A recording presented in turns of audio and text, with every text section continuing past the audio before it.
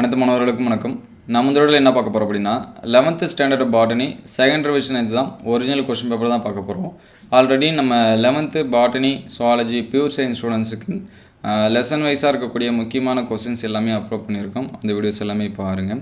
இதில் இருக்கக்கூடிய 2 marks 3 marks எல்லாமே ரொம்ப டிஃப்ரெண்ட்டான கொஸ்டின்ஸாக தான் இருக்கும். அதனால் எக்ஸாம்ஸ்க்கு வந்து ப்ரிப்பேர் பண்ணும்போது இந்த மாதிரியான கொஸ்டின்ஸும் நீங்கள் வந்து படித்து வச்சுக்கிறது உங்களுக்கு ரொம்பவே நல்லது. மோஸ்ட்லி நம்ம வந்து சிம்பிளாக இருக்கக்கூடிய கொஸ்டின்ஸ் தான் பாட்னியில் வந்து பார்த்துருப்போம். இதில் ஒரு சில கொஸ்டின்ஸ் வந்து நமக்கு தெரிஞ்சது இருக்கும், ஒரு சில கொஸ்டின்ஸ் வந்து நீங்கள் ப்ரிப்பேர் பண்ணாத கொஸ்டின்ஸாக இருக்கும். அதனால் பப்ளிக் எக்ஸாம் இருந்தாலும் சரி, ரிவிஷனுக்காக இருந்தாலும் சரி, இந்த மாதிரியான கொஸ்டின்ஸ் எல்லாமே ப்ரிப்பேர் பண்ணிங்க.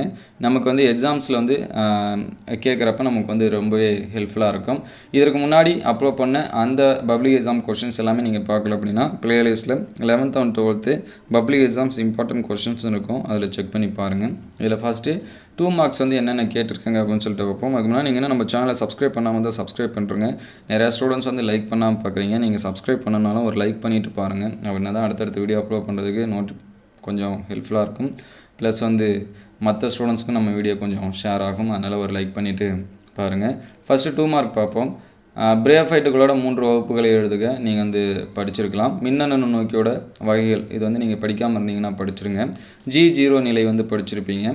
நொதியோட செயல் வினைகளை பாதிக்கும் காரணிகள், சரிங்களா? இது வந்து நீங்கள் படிக்கலைன்னா படிச்சிருங்க. ஏன்னா நிறைய பேர் வந்து நொதியோட பண்புகள் இந்த மாதிரி தான் படிச்சிருப்பீங்க. இதுக்கடுத்து புரோட்டோசைல உள்வெளி என்றால் என்ன, அதுவும் வந்து படிச்சிருங்க. 4 முக்கிய இலை அடுக்கமைவு படிச்சிருப்பீங்க.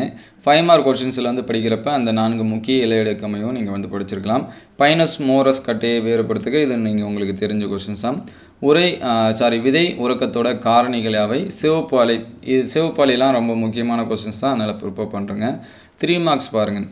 எப்பயுமே நம்ம வந்து பிளான்ட் செல்லோட டயக்ராம் கேட்குறதுக்கு பதிலாக இங்கே மைக்கோபிளாஸ்மாவோட டயக்ராம் கேட்டிருக்காங்க. படைமுறைந்து பாகப்பொறி வகைப்பாட்டியல் என்ன, குழும பரிணாம வகைப்பாட்டியல் என்ன, இது பப்ளிக் எக்ஸாம்ஸ் தான், அதனால் பிரச்சனை இல்லை. போரின்கள் என்றால் என்ன, இது படிக்காமல் இருந்தால் படிச்சிருங்க. இது வந்து 28வது கொஸ்டின்ஸ் பார்த்திங்கன்னா நம்ம 10வது லெசன்ஸில் வந்து எதிர்பார்க்கலாம், அதை படிச்சிருங்க. ஒரு மர வியாபாரி கட்டிலிருந்து 2 மரத்துண்டுகளை கொண்டு வந்து அதற்கு ஆ என பெயரிட்டார். கட்டையின் வயது 50 இது வந்து நம்ம புக் பேக்கில் தான் இருக்குது, அதனால் பிரச்சனை இல்லை. ஸ்க்ளீரங்க ஹெமட்ரைக்கிடு ஏன் இறந்த செல், இதுவும் புக் பேக்கு தான்.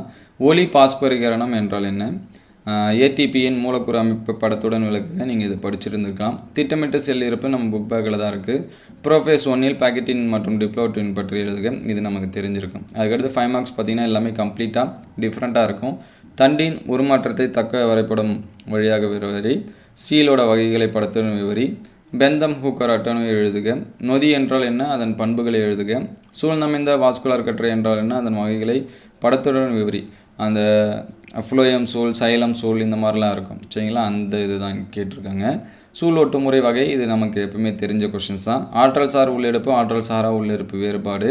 கால்வின் சுழற்சி, கிரெப் சைக்கிள், இதெல்லாமே ரொம்ப முக்கியம். ஜிப்ரலின் கேட்கலாம், அல்லது சைட்டோகைனோட வாழ்வியல் விளைவு கேட்கலாம். அதனால் அந்த கொஷின்ஸ் எல்லாமே படிச்சிருங்க. இந்த கொஷின்ஸ் எந்தளவுக்கு கொஞ்சம் டிஃப்ரெண்ட்டாக இருக்குது அப்படின்னு சொல்லிட்டு பாருங்கள். இந்த மாதிரி கொஷின்ஸ் வந்து நம்ம பப்ளிக் எக்ஸாம்ஸில் கேட்டால் எப்படி ஹேண்டில் பண்ணுறது அப்படிங்கிறது எல்லாமே ப்ராக்டிஸ் பண்ணிங்க.